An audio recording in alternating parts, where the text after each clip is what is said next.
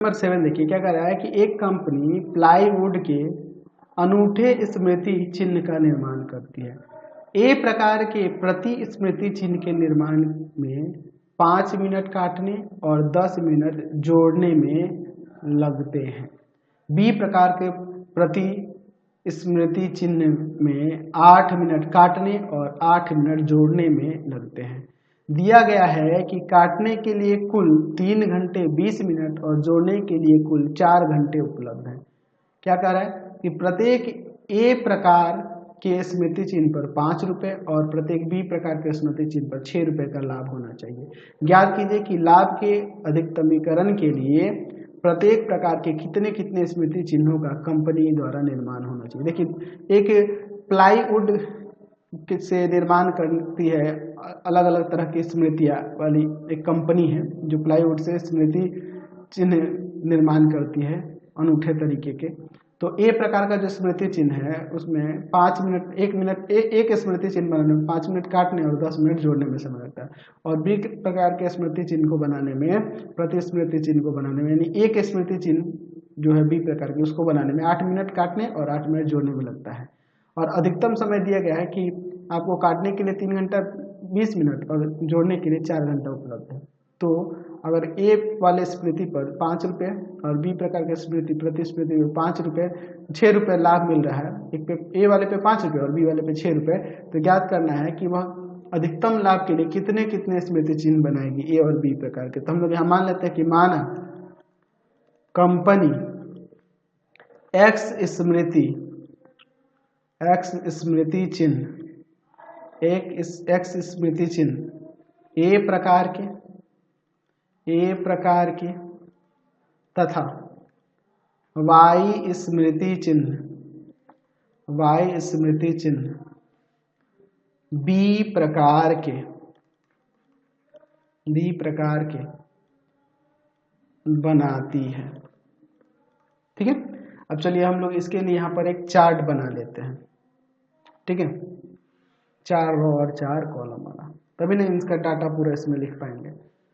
चलिए ध्यान से देखिएगा, बहुत ही अच्छे क्वेश्चन दिए हैं पूरे एक्सरसाइज में, देख ही रहे आप लोग को मजा भी आ रहा है ये सब क्वेश्चंस को बनाकर। ठीक है, मुझे तो बताने में मजा आ रहा है, आपको बनाने में मजा आ रहा है कि नहीं इसका तो मुझे पता नहीं। चलिए ध्यान से देखिएगा। चलिए हम लोग ले लेते हैं 2 प्रकार के स्मृति चिन्ह है, पहला ए प्रकार का और दूसरा बी प्रकार का। ठीक है, अच्छा काटना रहता है और काटने का जो समय दिया गया है वो मिनट में है। ठीक है, और फिर जोड़ना भी है, इसके लिए भी समय दिया गया है मिनट में, यहाँ जगह है तो पूरा मिनट लिख दे रहा है। और जो लाभ हो रहा है उसको मैं यहाँ लिख दे रहा हूँ रुपए में प्रति स्मृति। ठीक है, अच्छा यहाँ उपलब्धता लिख लेते हैं, उपलब्धता। ध्यान से देखिएगा, काटने के लिए देखिए, अब ऊपर क्वेश्चन रहते हैं, काटने के लिए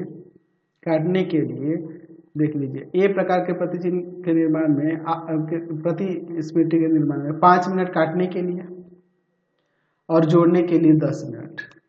बी प्रकार वाले में 8 मिनट काटने के लिए 8 मिनट जोड़ने के लिए। और अधिकतम जो दिया गया है, अधिकतम काटने के लिए उपलब्ध है 3 घंटा 20 मिनट। तो 3 घंटा 20 मिनट है ना, तो 3 गुना 60 और प्लस में 20 कर लेंगे, क्योंकि हमें इसे मिनट में करना होगा ना काटने वाला जो समय है। तो 6 3 18 200 हो जाएगा यहाँ पर 200 मिनट और 4 घंटा, तो 4 गुना 60 यानी कि 240। और लाभ हो रहा है ए वाले पे 5 रुपये, 5 रुपये तो मैंने पहले ही दे दिया, और यहाँ पर 6 रुपये दूसरे वाले में। चलिए, तो मैक्सिमम हमें लाभ चाहिए, तो maximum of Z equal to में हो जाएगा कितना, तो एक्स स्मृति चिन्ह ए प्रकार का और वाई स्मृति चिन्ह बी प्रकार का है। ए प्रकार का एक्स है और वाई प्रकार का वाई जो है, ए प्रकार का एक्स है और बी प्रकार का वाई है। तो एक पे 5 रुपये लाभ हो रहा है ए प्रकार वाले पे, तो 5x हो जाएगा, और बी वाले पे 6 रुपये लाभ हो रहा है एक पे, तो 6y हो जाएगा। अब देखिए ये हमें ऑब्जेक्टिव फंक्शन मिल गया। अब यहाँ पे देखिए काटने और जोड़ने को लेकर यहाँ पे 2 हम लोग समीकरण यहाँ पर बना लेंगे। तो हो जाएगा आपका 5x प्लस का 8y, देख लीजिए x बन रहा है ए प्रकार का, तो आप बताइए काटने में 5 मिनट उस पर लगता है और y वाले पे काटने में 8 मिनट, तो टोटल मिला के जो समय मिल रहा है अधिकतम 200 हो सकता है, 200 मिनट हो सकता है, उससे ज़्यादा नहीं, उतना या उससे कम, तो यही ना लेंगे लेस देन और इक्वल टू।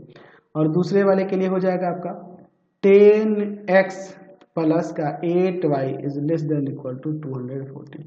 यहाँ से हम लोग एक काम कर सकते हैं, 2 कॉमन करेंगे तो 5x प्लस का 4y is less than equal to 120 आप यहाँ पर कर सकते हैं, इसको ले जाएंगे भाग में 2 कॉमन करके, तो यही ना हो जाएगा। और ऋणोत्तर व्यवरोत्तर है होगा ही, क्योंकि जो आप बना रहे हैं, जो आपके पास ये स्मृति चिन्ह, वो संख्या 0 या 0 से अधिक होगी, माइनस में तो नहीं ना होगी, इसलिए ऋणोत्तर व्यवरोध भी यहाँ पर आ जाएगा। ठीक है, चलिए अब इसके लिए हम लोग यहाँ पे ग्राफ बनाते हैं इसका। तो पहले लिखेंगे दिए गए रैखिक असमीकाओं को रैखिक समीकरणों में बदलने पर, तो क्या हो जाएगा 5x प्लस का 8y इक्वल टू 200, और दूसरा हो जाएगा यहाँ पर 5x प्लस का 4y इक्वल टू में 120। अब इन दोनों के लिए यहाँ पर हम लोग 2 चार्ट बना लेते हैं, तब ना हम लोग इनके 2 सॉल्यूशन निकालेंगे, तब हम लोग इसका ग्राफ बना पाएंगे। ठीक है, तो यहाँ पर हमने 2 चार्ट ले लिया, एक ये चार्ट हो गया और दूसरा चार्ट हम लोग यहाँ पर ले लेते हैं, और फिर हम लोग इसके 2 सॉल्यूशन निकालते हैं। ध्यान से देखिएगा, एक्स वाई, देखिए x का यहाँ 0 रख दोगे, x का 0 रख दोगे तो 0 रख देंगे और इस 8 को ले जाएंगे इधर भाग में, तो कितना बार में, तो 25 बार में कट जाएगा, हो जाएगा कि नहीं, 25 बार में ये कट जाएगा। दूसरा आप देखिए y का 0 रख देते हैं, तो x का कितना आ जाएगा यहाँ पर 40। ठीक है, चलिए कोई दिक्कत नहीं है ना जी।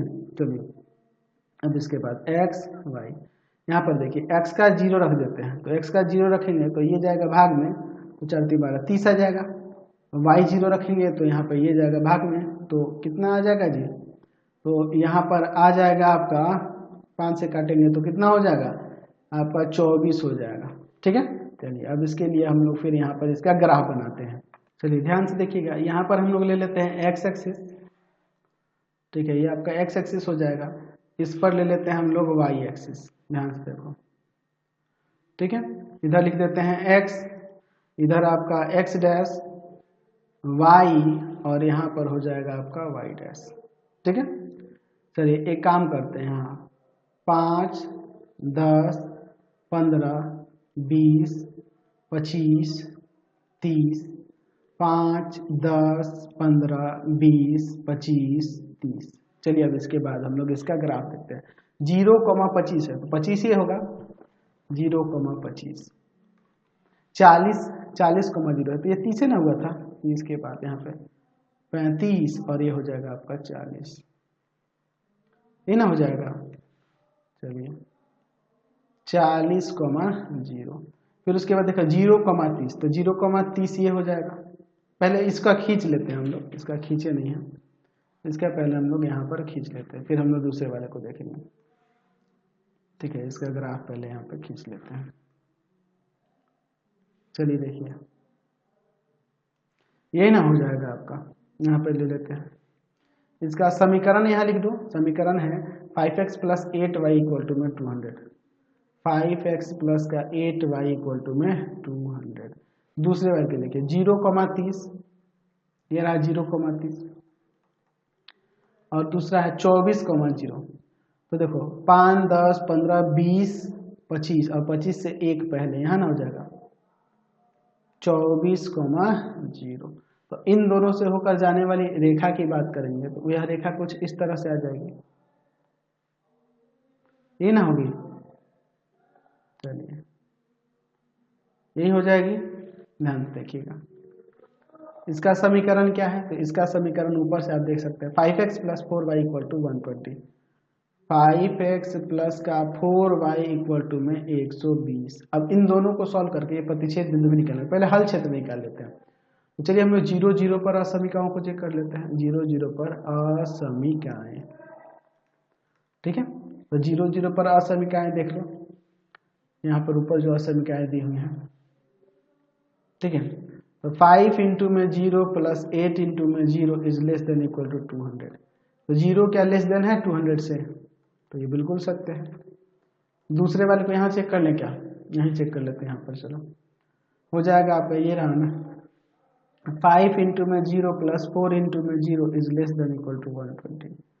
तो यहाँ पे 0 लेस देन है ना 120 से, ये भी सत्य है, दोनों सत्य हो रहा है। तो सत्य हो रहा है तो दोनों का हल क्षेत्र जो होगा प्रथम पाद यानी कि ये वाला, उसके दोनों के इधर ये वाला क्षेत्र होगा, मूल बिंदु की तरफ हो जाएगा, यही वाला ना क्षेत्र हल क्षेत्र होगा, क्योंकि ऋणोत्तर विरोध में दिया है तो कोणीय बिंदु ये हो जाएगा, एक ये बिंदु हो जाएगा, ये प्रतिच्छेद बिंदु और ये प्रतिच्छेद बिंदु क्या होगा, तो दोनों को सॉल्व करने से हो जाएगा। तो एक समीकरण है 5x प्लस का 8y इक्वल टू 200 और दूसरा है 5x प्लस का 4y इक्वल टू में 120।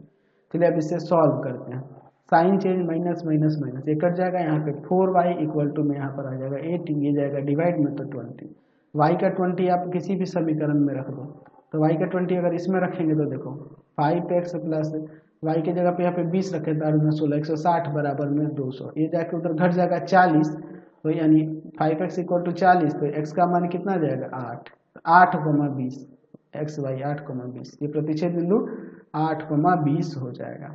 ठीक है, तो हम लिख सकते हैं कि हल क्षेत्र एक चतुर्भुज है जिसके कोणीय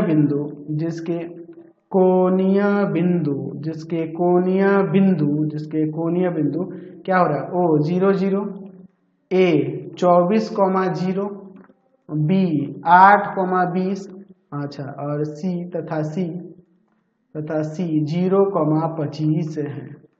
चलिए, तो अब इसके लिए हम लोग यहाँ पर हल क्षेत्र निकालने के लिए यहाँ पर एक चार्ट, हल क्षेत्र निकालने के बाद कोणीय बिंदु और कोणीय बिंदु से हम लोग मैक्सिमम वैल्यू निकालने के लिए एक चार्ट यहाँ पर बना लेते हैं, ध्यान से लिखिएगा। ठीक है, चलिए यहाँ पर इसमें 5 कॉलम ले लेते हैं। ठीक है, ध्यान से देखिए। अब इसके बाद हम लोग देख लेते हैं यहाँ पर कोणीय बिंदु और यहाँ पर जो z इक्वल टू में क्या दिया है, z इक्वल टू में ऊपर देख लेते हैं ऑब्जेक्टिव फंक्शन क्या दिया है 5x plus 6y, 5x plus का 6y। चलिए यहाँ पर अब हम लोग लेते हैं जो आपके पास दिया गया है, 0 0 था एक, फिर 24 0, फिर 8 और 20, फिर आपका 0,25 इसमें रखते हैं, 0 24 पर 120, यहाँ पर हो जाएगा 5 8 40 और 2 6 12, 40 और आपका 120 तो 160। ठीक है, अच्छा, और फिर यहाँ पर हो जाएगा 25 6 150, तो मैक्सिमम यहीं पे हो रहा है, मैक्सिमम इसी पे हो रहा है, मैक्सिमम एट 8,20, 8,20 पर महत्तम हो रहा है। तो हम लोग यहाँ पे लिख सकते हैं कि यदि कंपनी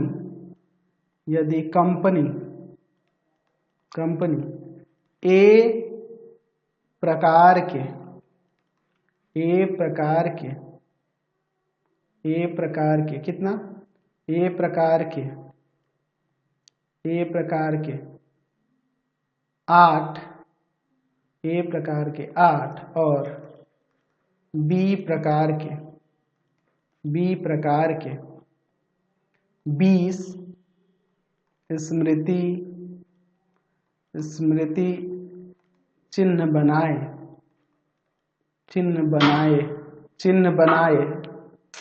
तो उसे अधिकतम 160 रुपए का लाभ होगा। समझ गए? तो फिलहाल इस वीडियो में यहीं तक रहने देते हैं, नेक्स्ट वीडियो में आगे क्वेश्चन देखेंगे। आपको हमारे 3 चैनलों को सब्सक्राइब करना होगा। पहला है पाथफाइंडर क्लासेस छपरा, दूसरा है आपके पास भारती भवन रविकांत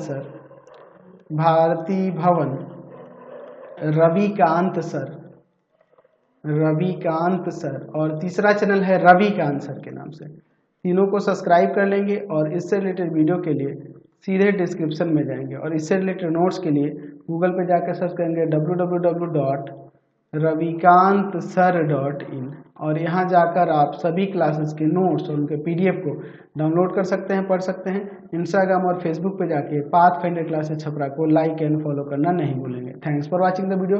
कमेंट करके जरूर बताया करें कि हमारे चैनल्स की वीडियो आप सभी को कैसे लगते हैं।